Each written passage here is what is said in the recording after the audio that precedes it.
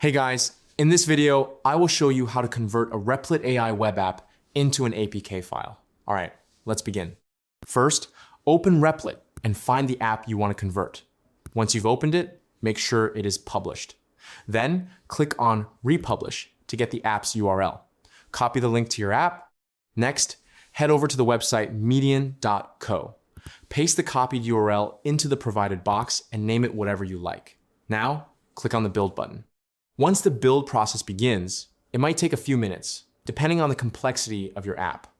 You can monitor the progress in the simulator, which will show the process for Android.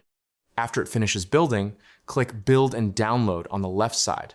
Then, download the APK or AAB file. Once the build is complete, click Download to get your APK file. So that's basically how you can convert a Replit AI web app into an APK file.